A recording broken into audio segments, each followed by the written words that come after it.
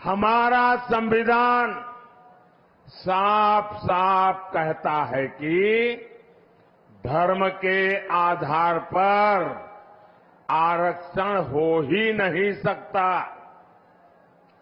इनके इरादे कितने खतरनाक हैं, इससे जुड़ा एक नया खुलासा मैं आज कर रहा हूं। 2012 में उत्तर प्रदेश विधानसभा चुनाव के समय जनवरी महीने में सपा ने अपना घोषणा पत्र जारी किया था।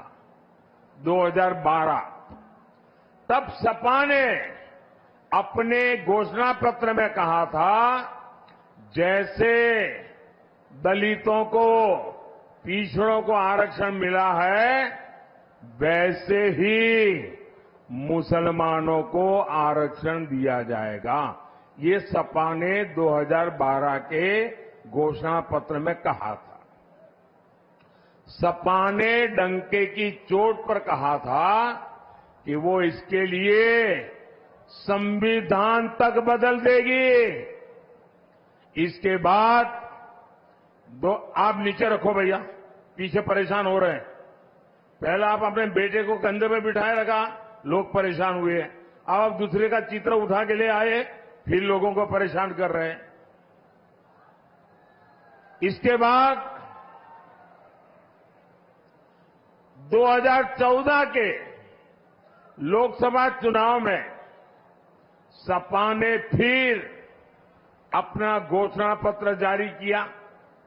इसमें फिर सपा ने मुसलमानों को आरक्षण देने का ऐलान किया। देखिए इनकी आदत। और इतना ही नहीं, सपा ने घोषणा की थी कि पुलिस और पीएससी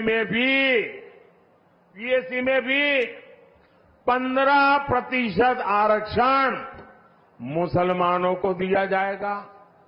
आप कल्पना कर सकते हैं, ये लोग अपने वोट बैंक को खुश करने के लिए किस तरह एससी, एसटी, ओबीसी का हक छीनने पर तुले हुए थे। भाइयों बहनों, मैं भी आप में से कईयों की तरह अति पिछड़े समाज से निकल करके यहां पहुंचा हूं। मुझे उनकी पीड़ा मालूम है। पिछड़ों ने कैसी जिंदगी जी है वो मुझे मालूम है। उसको भी ये लूटना चाहते हैं। सरकार में आने के बाद इन्होंने अपनी मनमानी भी की, लेकिन मामला तब से सुप्रीम कोर्ट में फंसा हुआ है।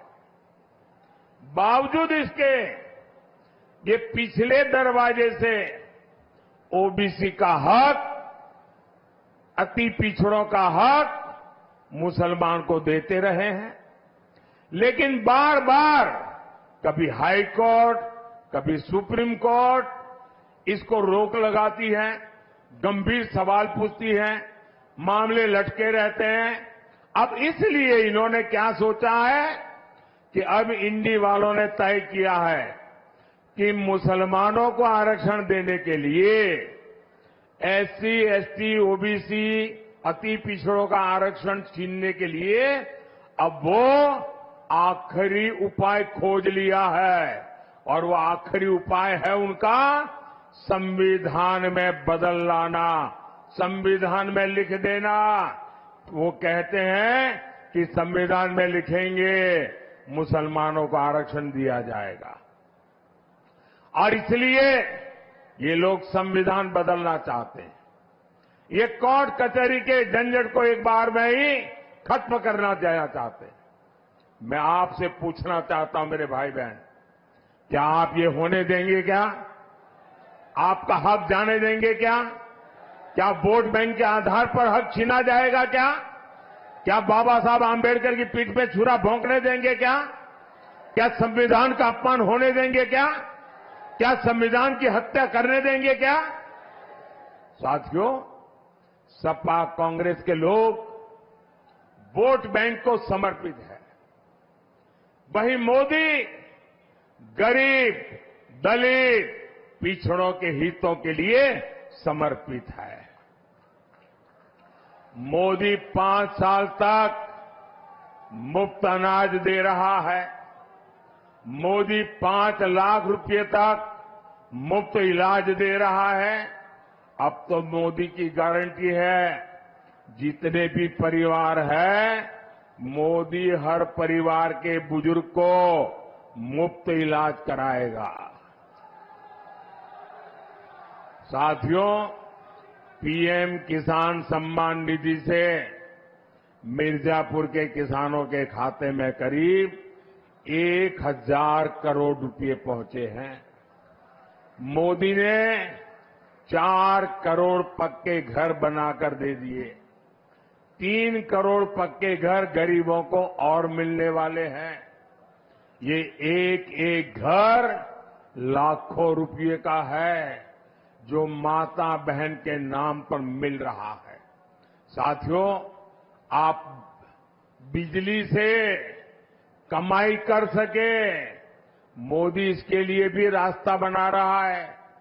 पहला तो आपका बिजली बिल 0। आपका बिजली बिल 0। इतना ही नहीं, आपके पास जो अतिरिक्त बिजली होगी वो सरकार खरीदेगी, बिजली के बदले में पैसे देगी और आपको बिजली से कमाई होगी।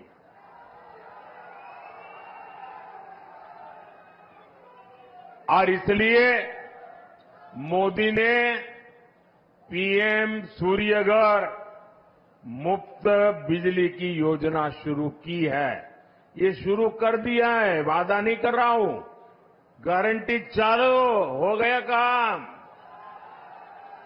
आप ऑनलाइन जाकर के रजिस्ट्री करवा दीजिए। और ये काम करने के लिए हमारी सरकार आपके घर के छत पर सोलर पैनल लगाने के लिए हर घर को 75,000 रुपये तक देगी। हर घर को सरकार के पैसों से सोलर पैनल लगेगा और उससे बिजली से आपको कमाई होगी। बताइए, आपको डबल मुनाफा है कि नहीं है? मुफ्त बिजली का लाभ है कि नहीं है? भाइयों और बहनों, ये क्षेत्र हमारे हस्तशिल्पियों का, कलाकारों का, विश्वकर्मा परिवारों का क्षेत्र है। यहां का पीतल उद्योग, कारपेट उद्योग, मिट्टी के बर्तनों का उद्योग हमारी ताकत रहा है। आपके उत्पाद देश ही नहीं, विश्व के बाजार में पहुंचे, ये काम करने में मोदी जुटा है। पहले हमने यहां एक जनपद एक उत्पाद योजना चलाई। अब मोदी पीएम विश्वकर्मा योजना लेकर आया है।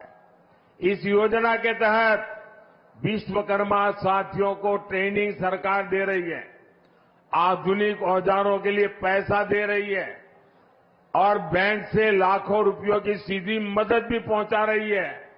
और ये मोदी की गारंटी है, उसको पैसा मिले। इससे हर प्रकार के बर्तन, खिलौने बनाने वाले साथियों को लाभ होगा। कुछ साल पहले तक भारत विदेशों से खिलौने आयात करता था।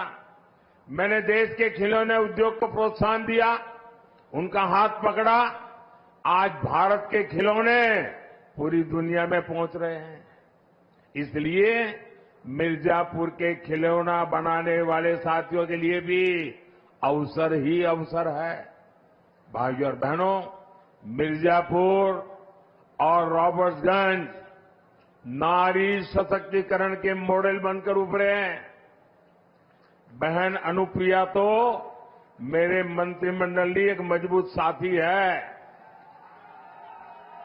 और इस बार तो बहन रिंकी कौल ने भी इतिहास बनाया है।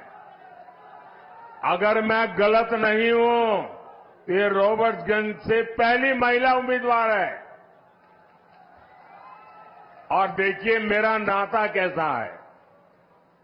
मैं बचपन में कप प्लेट धोते धोते बड़ा हुआ हूं, चाय पिलाते पिलाते बड़ा हुआ हूं। और आपने देखा होगा कि जैसे ही विजय का सूरज उगता है तो कमल भी खिलता है और उसी समय कप प्लेट की भी याद आती है, चाय की चुस्की लेने का मन करता है। और मोदी और चाय का नाता भी इतना तगड़ा है, यानी मोदी है, कप प्लेट है, चाय की चुस्की है, कमल खिल रहा है। देखिए चारों तरफ जय जयकार है। इसलिए आपका एक एक वोट नारी शक्ति को सशक्त करने के लिए पड़ना चाहिए। यहां दद्दी में भी उपचुनाव हो रहा है। वहां से हमारे साथी भाई श्रवण गौड़ जी को भी भारी मतों से कमल के निशान पर बटन दबा करके विजयी बनाना है। और आपको याद रखना होगा, जहां दो निशान है वहां दो अलग अलग निशान होंगे। एक जगह पे ऊपर कप प्लेट होगी, वहीं कमल भी होगा इनका। तो आपको ये ध्यान रख करके वोट करना है। याद रखिएगा, आप सिर्फ एमपी नहीं चुन रहे हैं, आप पीएम भी चुन रहे हैं। और इसलिए ज्यादा से ज्यादा मतदान कराएंगे, ज्यादा से ज्यादा मतदान कराएंगे। मैं आपको पूछ रहा हूं, मेरी आवाज सुनाई दे रही है? आप ज्यादा से ज्यादा मतदान कराएंगे? हाथ ऊपर करके बताइए, ज्यादा से ज्यादा मतदान कराएंगे?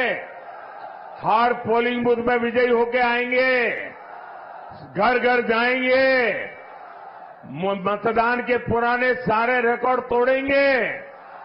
अच्छा, मेरा एक काम करोगे? ये मेरा पर्सनल काम है, करोगे? देखिए गांव गांव, हमारे यहां हर गांव में ग्राम मंदिर होते हैं, पवित्र मंदिर होते हैं। आप सब वहां जाना और मोदी की तरफ से वहां मत्था टेकना और परमात्मा से आशीर्वाद मांगना।